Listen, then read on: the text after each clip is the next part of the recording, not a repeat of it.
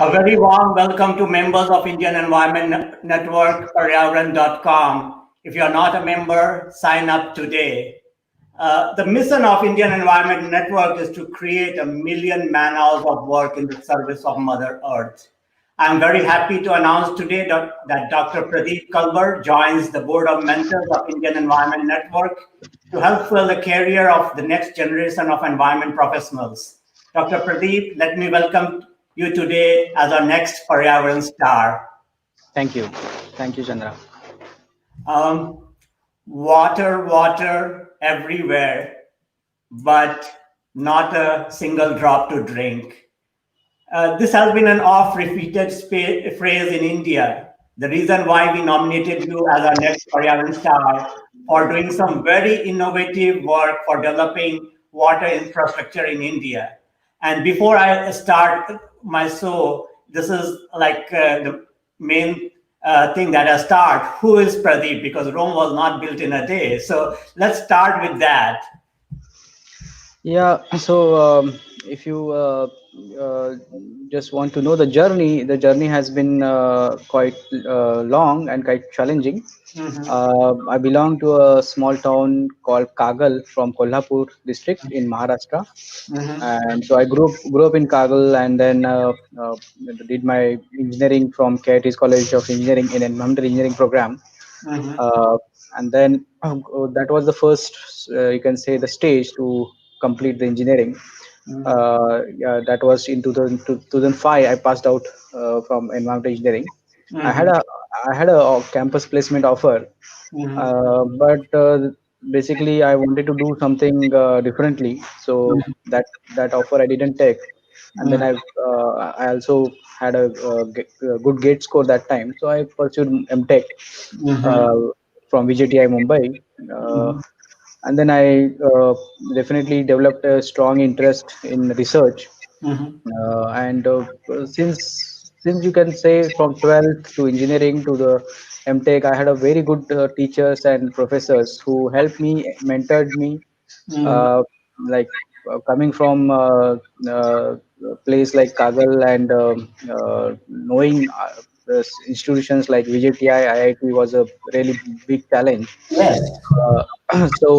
But it's just because of all these fabulous people Mhm. who helped me to grow, helped Mhm. me to nurture, Mhm. and because of them, I'm here. And after MTech, then I worked with industry for some time, and then come for PhD at IIT Bombay, and then this is only research in my life, and water and water and water. That's great. And we were talking earlier, and you talked about how your wife is also working in Mumbai, right? And so this Yeah, is one of so the only options, and you got it right. yeah, so there was a deadlock on that side that I had to apply to only IIT Bombay because my wife is in state government here. Uh-huh. So, and that works sometimes, when you know that this is the only chance you have and you have to prepare very well to get that, Uh, then I mean, that stress was there. So when I went for postdoc in Denmark, leaving my wife and daughter behind, right. that was a very, very challenging time. It means you get the most disturbing time we have from on family front. And if I do not made it to IIT, then our plan was to just go and settle in Kolhapur. That's the Oh case. goodness. Okay. No, I think it worked out very well because I see that you have many fans and like people. Jubilee Jasmine is sending congratulations. Uday Magdam is sending congratulations. Pradeep sir, Shailesh Kulkarni, Abhinandan sir, Yeah, right yeah, here. Praveen Kandakari is sending yeah. congratulations.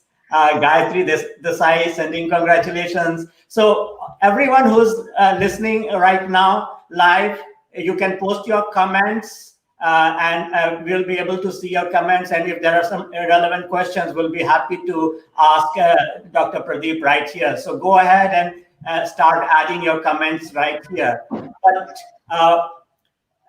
Dr. Pradeep, what is your work at IIT Mumbai? Yeah, so I work in a center called Center for Urban Science and Engineering. This particular center is initiated in 2013 with the aim to have a really applied approach in research. Mhm. and develop immediate solutions for urban areas. And now everything is urban. Our rural life is also urban. So Right.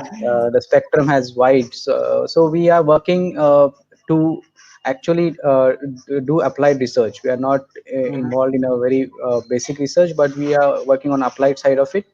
So Mhm. any solutions that are have some shape, we try to scale it up. We check the economic assessment, we do environmental assessment, Mhm. and see social feasibility. And if it is working, then we go it for demonstration or partner with institutions.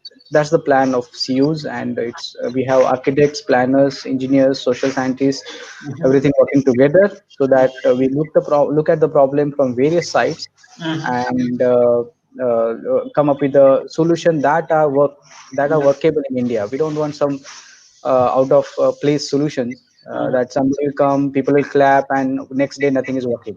Right, exactly. No, I completely agree with you. And at Paryavaran.com, you'll see that there are a lot of field professionals who have come from the field, who are there to implement your ideas and your innovation. So I think your organization can be a great partner to us. Uh, and we can really help to work together in implementing our ideas in the field. Uh, you are working on water, right?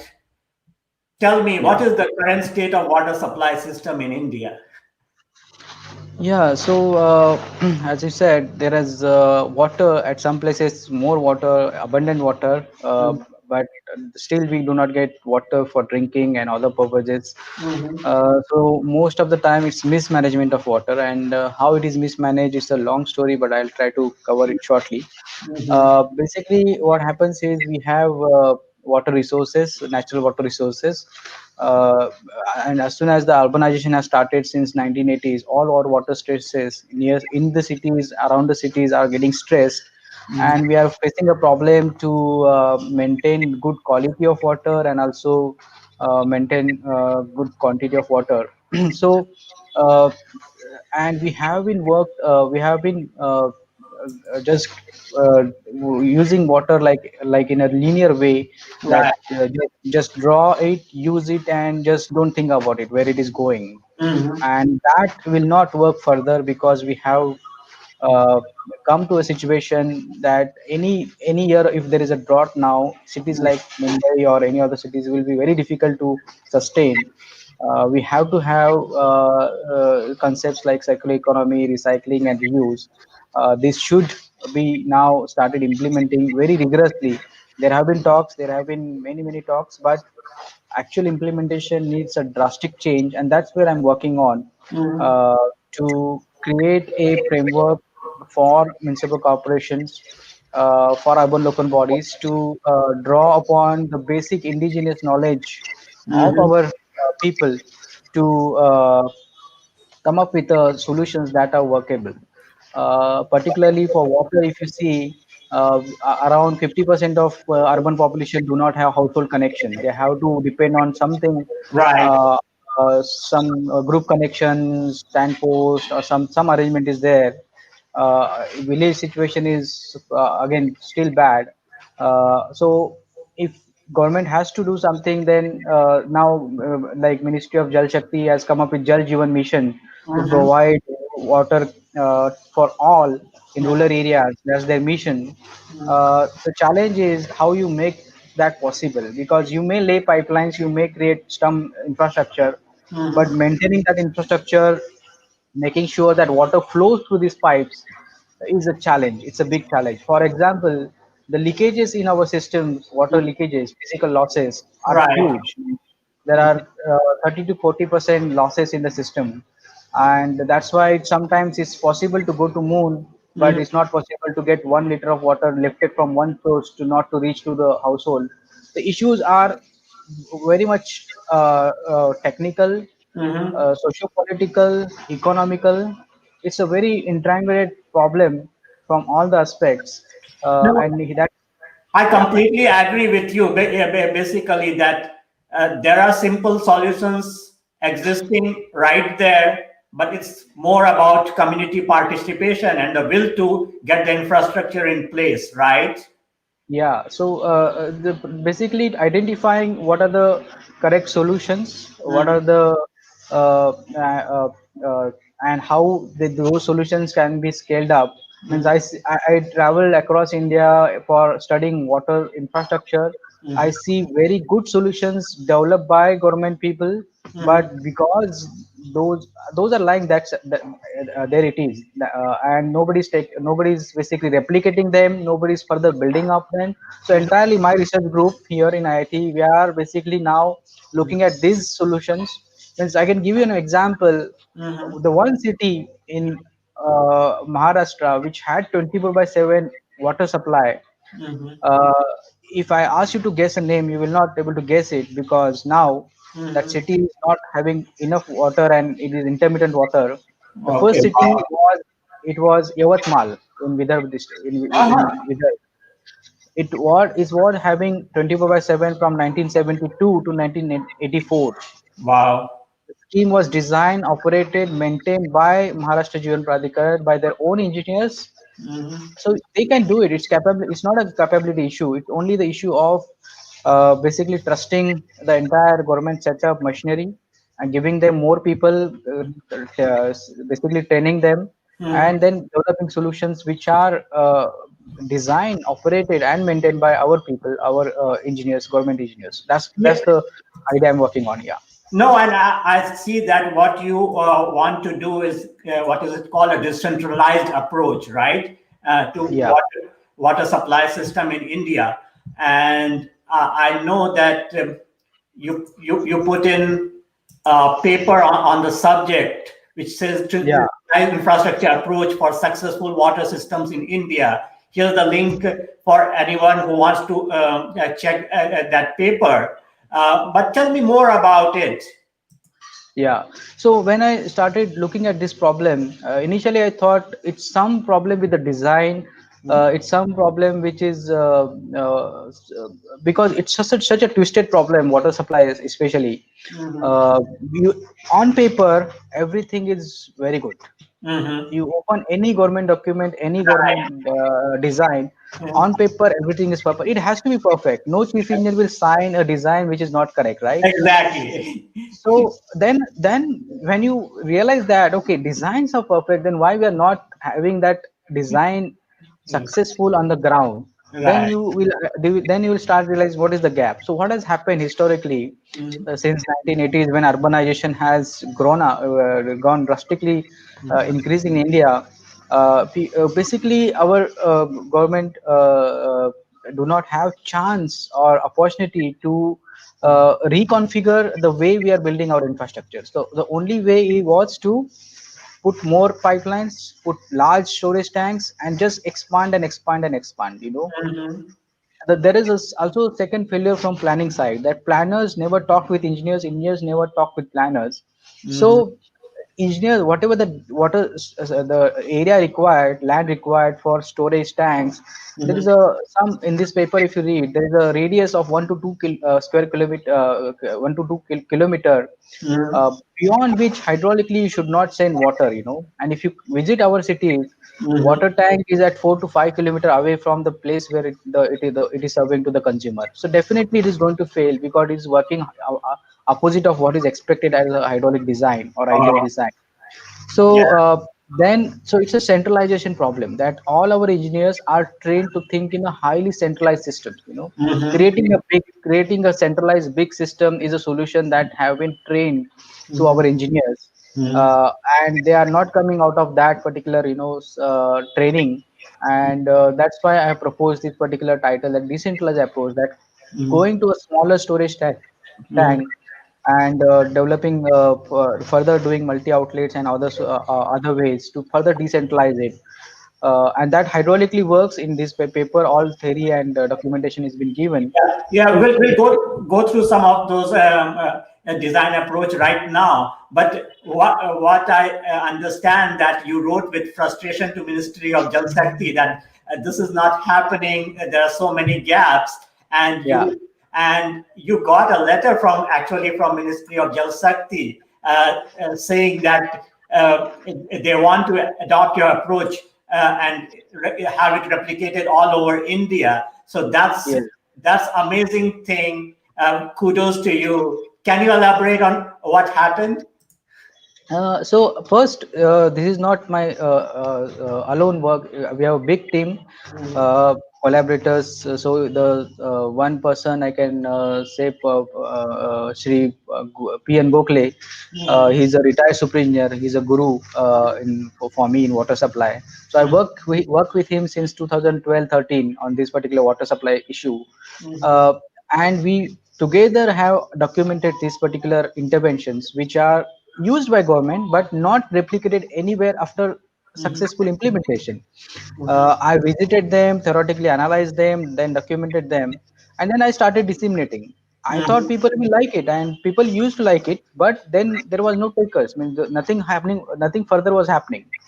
So, so what was happening was there was no response from the let's say urban local body or state governments. I had number of meetings. Everybody say, yeah, yeah, we will implement, we will have some demonstration, but there was no further communication. So in this March, I wrote to ministry saying that and sent all the long list and details of all the solutions, saying that these are the solutions you're talking about Jal Jeevan mission, why you are not basically recommending these solutions to state governments. And I was like not hoping that I will get some answer because previous experience were not that much positive. But Right. suddenly with this particular letter, ministry has taken it, studied it, examined it on their own, verified, and then they recommended these solutions to be adopted by entire all other states. Now I'm talking to different state governments to make sure that those are really go down, and some guidelines, further specific guidelines are developed in that direction. So, talking about your decentralized approach and a simple design solution, let's take just one solution at a time and understand what it is and how and what is the approach that you are doing. For example, let's talk about your shaft approach. Yeah, so shaft is a very simple structure. It's a MS pipe, steel pipe, mild steel pipe. You can say it's a hollow structure. See why? What happens in ground is that people think that there is a storage tank and from that I'm getting water. But reality, in most of the places, what we have observed, that storage tank is always empty. Okay, Okay. and our people are very small. Gram Panchayat people, you go, they already know that these tanks are not useful. They bypassed it already. Okay, it's a ground learning. When you go to ground, when you talk to the people, you'll understand how they are managing their system. So they have already bypassed the storage tanks that are created for water supply. Okay. That is the starting point. You Right. think that we are getting water from storage tank, but if you have the level monitored, that level is never, the tank is never filled. It's always empty. So this particular shaft basically uh, serve a purpose of hydraulically basically segregating the bulk water supply to the distribution system. Okay, so whatever storage tank on top of it is removed, only the vertical structure is kept so that hydraulic grade is maintained, and storage, which was anyway was not useful for the way we are operating system. The Okay. solution is useful for the situation in India where we are operating our supplying water only for half an hour or 1 hour. Okay, Right. if you take an average, everywhere it is happen. It will come about 1 hour. Okay, so when you know that you are going to supply only for 1 hour, why you are creating so many storage tanks and so many storages? Right. Uh, when you know that there is no possibility, near possibility of going for increase supply hours up to 24 by 7 water supply, or it's a big discussions, conferences, forums happen on 24 by 7. I never use that word in my any of the documentation because we are not going to achieve that in a very sooner time. So why Right. to discuss this? So let us go for so that's my reverse approach, that let us go on ground, see how people are operating, see what are Exactly. the see how the solutions are useful for us, uh, and build on that. So we are basically demonstrating this in Safale. So we have a funding from Department of Science and Technology, Ministry of Science and Technology, to demonstrate it at one place. And I'm working with my students. There are two PhD students with me working on this, very dedicated students, Anuj and Abhishek, who are working on this. this demonstration will come up because of COVID. The fabrication has stopped, but Yeah. now again it's resumed from September. No, I only hope that you are successful in it, and at Paryavaran.com will certainly, if this is successful, will certainly advocate to our professionals who come from more than 2,500 organizations to replicate it. That's a great approach. There's a second one that you talk about, manifolds. What is this? Yeah, so these are like hydraulic structures. What happens is in water pipelines, people have only one wall, big wall. So Mm-hmm. initially in the DPR it is written that this wall should be open for some time. Okay. What Mm-hmm. happens is uh, initially 1 year somebody will seriously look into it. Okay, they will. It's a big wall, so you need one or two people to move the wall, but they will get tired, and then there will be also political pressures, some social resistance. Why you are controlling water? Why you are doing this? So people will interest to open and close or partially open and close wall will go away, Mm-hmm. and wall will always remain open. Okay, Okay. so that entire water will flow away as soon as the water supply starts. So Mm-hmm. that is the cause of the major, that is major cause of the failure. So Mm-hmm. instead of operating one big wall, what we are suggesting is to split it into three small walls Okay. and make only one wall open at one time. So first 5 years, only first wall should be open. No Mm-hmm. other walls should be touched also. So Mm-hmm. that way, this disconnects the problem of over withdrawal in initial years, Mm-hmm. because systems are designed for 30 years. Our design is for 30 years. Okay. And when you open the wall, so future demand, future withdraw, future flows will be taken out from the system. All And right. that's the problem. Hmm. No, that's a very innovative approach that you are talking about. I only hope that all your solutions go to the field and everyone adopts it, because adoption is the main key, right? Um, Yeah. we also talk about circular economy in urban water sector. That has become a new buzzword, circular economy. Yeah. Tell me more about it. So see what happened. This is that for if you talk very technically, people will be not interested.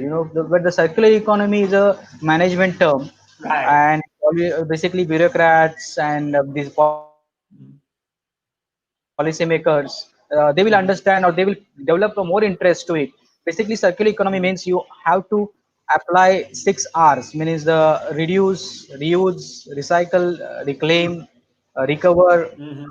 These 6 R's to be implemented, so that the Mhm. water, whatever you see this now, the picture that right now in a linear economy, that cities take water, dispose it out. Uh-huh. Eh, and Right. you court cases are going on Mhm. to Mhm. basically one city is polluting the drinking water of the next city.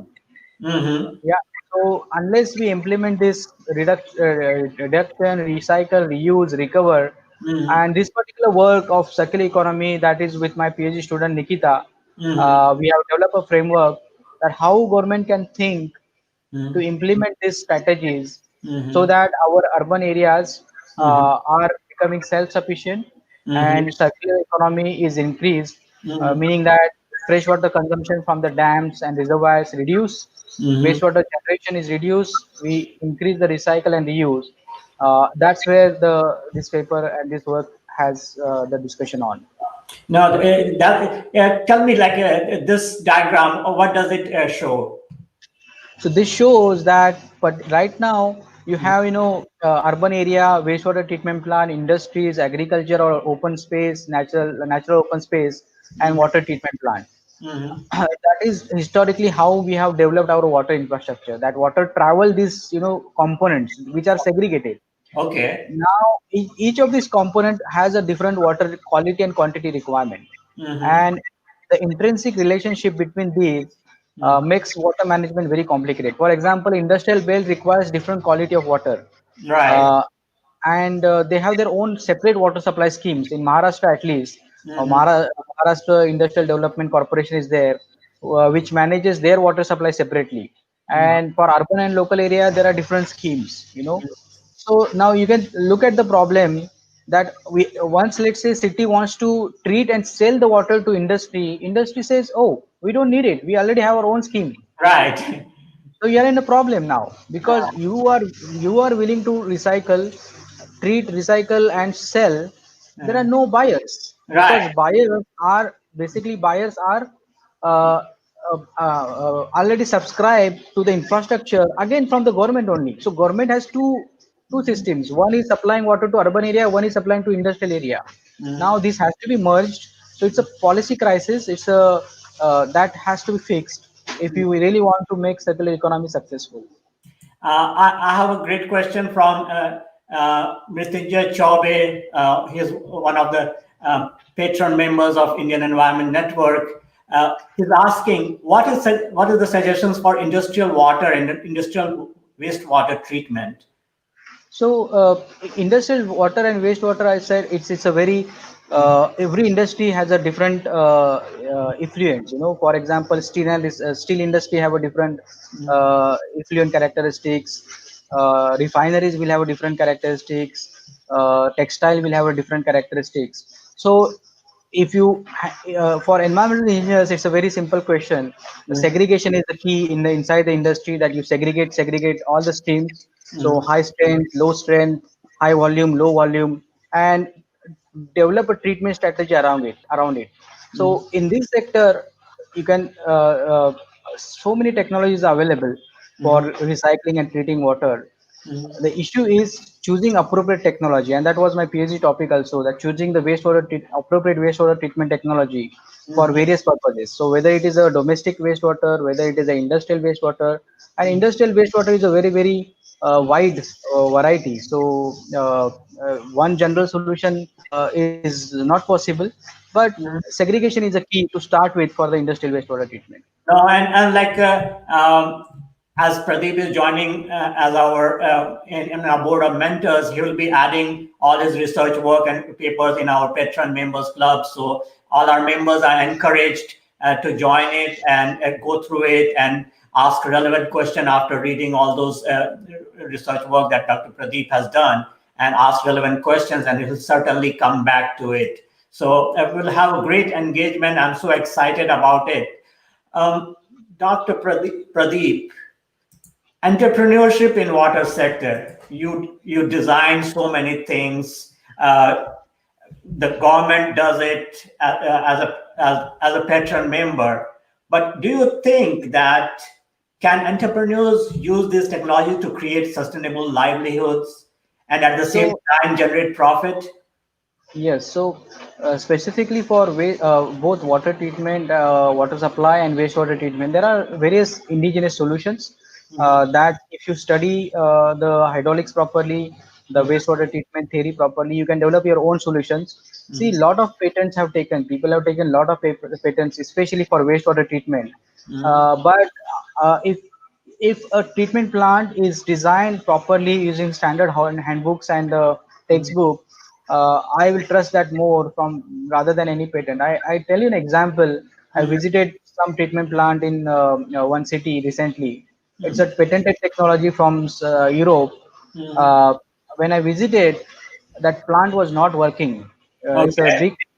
The issue was Mhm. that particular city, when they designed the treatment plant, they forgot to consider livestock in the city. Like, Okay. so entire treatment plant was filled with cow dung. Wow. See, it's So such a that such is a the level. stark example here. That is that is an eye opener, and I give it this example in my class to the planners and the engineers. That the consultants are just printing DPR of one city to another. Their engineers, they are not thinking, they are not visiting site. That is the classical training we have. Means I work in Hindustan Dora Liver, and my bosses will basically make sure that I understand and go and design.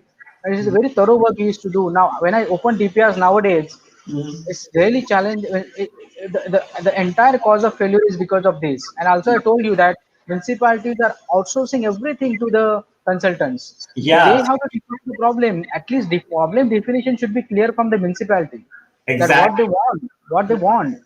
You will surprise the politician of that city was very much aware. Mhm. that this cow dung problem was going to happen, and that politician told to us that, sir, we have told these fellows, Mhm. and the word I will not tell what he said, but Exactly. Yes. these guys don't understand what they're doing. Uh, So that is the problem, and it is all lobbied. uh, Big this People want to sell some technology mhm. for various reasons. Municipality want to buy it, so it's all happening because of that. But there are very good solutions available. Only we need a change in the policies, political will, bureaucratic will to make these things happen on the ground. No, and as we talked about before this show, is that there are great, solid technologies available. The main thing is what we are leaving behind is understanding the local issues, designing it, taking the local issues in mind, and having the people's participation in getting that successful, right?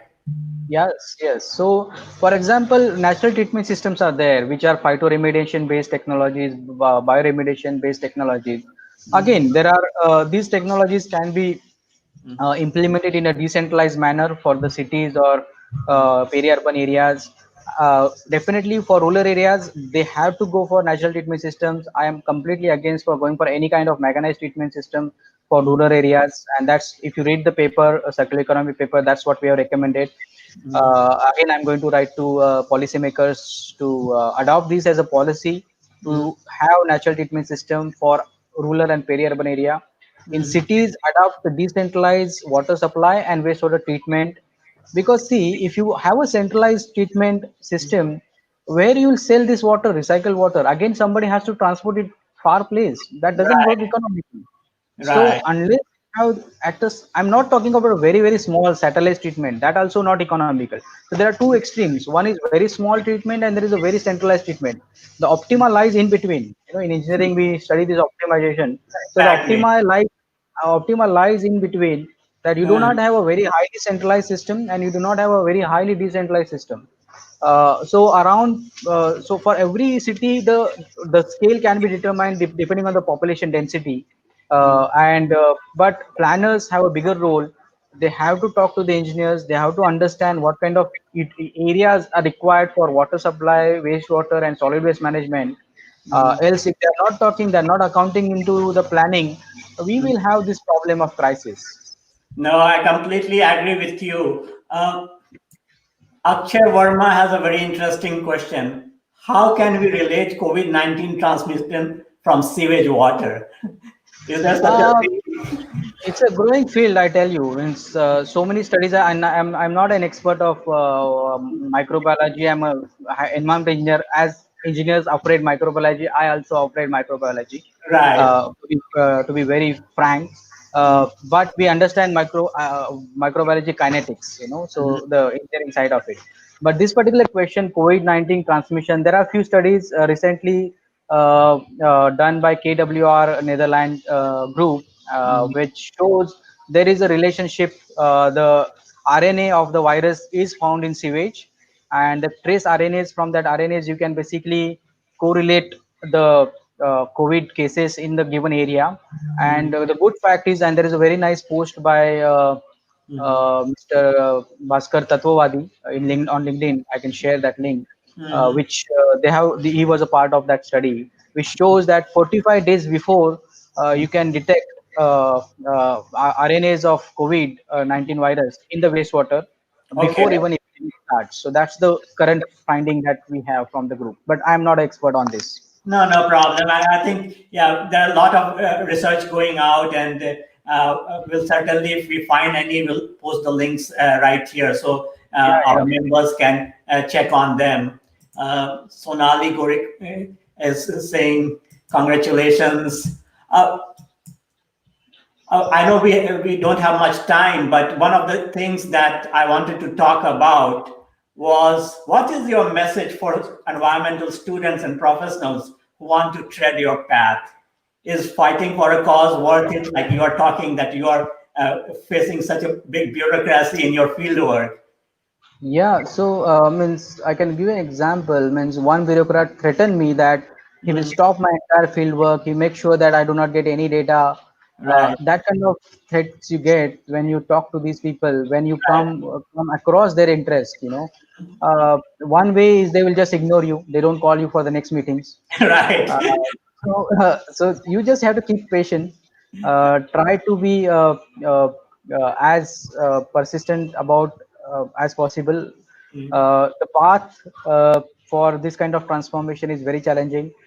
Means I left my job after two times. One, I didn't take offer after my graduation. I didn't take. I left my job from Dora Oliver in 2008, 2007, 2007 to 8. I was working in Dora Oliver. I was employed. It was very well, going very well. But then I decided to. PhD was there in my mind. When I decided that I want to go for PhD, people laughed at me. My colleagues in company, why you want to do this foolish thing? I mean, we are doing well. You will grow in this particular sector. Right.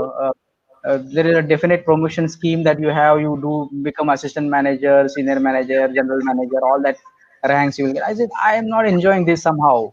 I Yeah. enjoy the field challenges, but I want to go look at this problem from very top. Uh, Wha- who is pushing some technology? Why is someone pushing this technology? Who right. is who are the decision makers? How smart they are? Means those all questions were on my mind in that time, and I'm really satisfied that I know what is dragging our system and what is causing problem.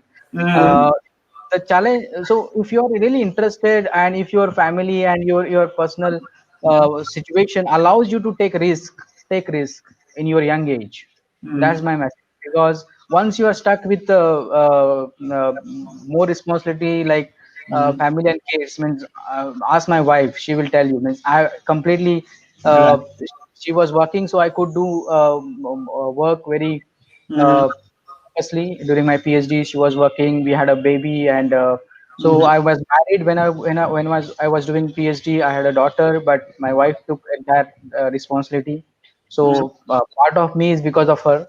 yeah. Uh, so you have to take your decisions accordingly. You're looking at your family and personal situation, but do take risks. It worth completely. Yes. Oh, it totally works. And yeah, do you have an example of the work of your student that fills you with pride? Uh, I mean, there are three students who are in advanced stage of research that you can say.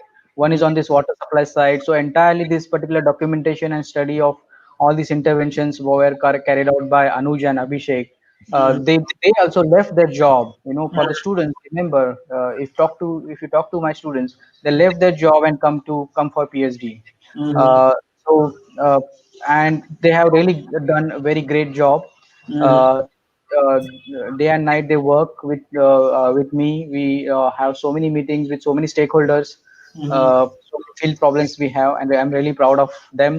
They have come up with this particular mm, uh, uh, solution set that we are working on. And but others are equally doing great work. Nikita is working on wastewater circular economy. mm, Deep Jyoti Das, he's working on climate mitigation. So I have some background on climate change and sustainability, quantitative sustainability. So some students are working on that, but all are great. All are doing something very differently, and mm. you'll see more outcome coming out in coming 1 or 2 years. Certainly, and as we talked about, we'll love to partner with you and your cell at IIT Mumbai, so we can showcase those technologies that you are working on, and your students are working on, and your colleagues are working on. That should be amazing to do. And again, if any students or professionals who want to connect with Dr. Pradeep, they can join our Patron Members Club, and Dr. Pradip is there to help you understand your goals and how to go about working in the environment sector, because it is tough. It is tough out there, but you have to have mentors and you have to have gurus who show you the path, and Dr. Pradip is one of them. Uh, Dr. Pradeep, one of the last questions. Do you, uh, do you think working to create environmental impact on a mass scale has changed you as a person in your personal life? how has this journey been uh, as a person? Yeah, so particularly when I started looking at the impact that I can create while working on these solutions, is Mhm. that uh, you feel more responsible. You feel uh, more responsible in terms of uh, you understand problem now. You know Right, the solution. Now right. it doesn't. Now you cannot sleep. You Yes, know, exactly. it's because you have now I know that what is happening in the field and what needs to be done. Uh-huh. So that make me a more committed person. I have been a very dedicated to this particular field. Mm. But you know, every time you have some frustration points in your career. Right. But then when you see this kind of some recognition from ministry or some support from Mm. some colleagues or government, they and also students means Yes, they are also dedicating their life for this particular cause. Then you feel motivated. Oh, now I have to stick around and make just this year something may not happen. Next year something will happen. You know. exactly. No, no. This is the like wellspring of hope that can always come on. Uh, Yeah. yes, Dr. Pradeep. What next?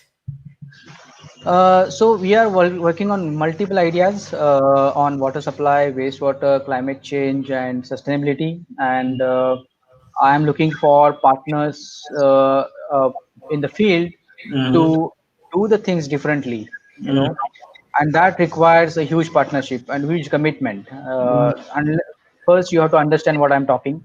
Mm-hmm. Second, you have to convince the political system, the bureaucrats, the also the end consumers. Because let's say I suggest, okay, I will do some transition to water supply, but your consumer, you have to convince that there will be some disturbance.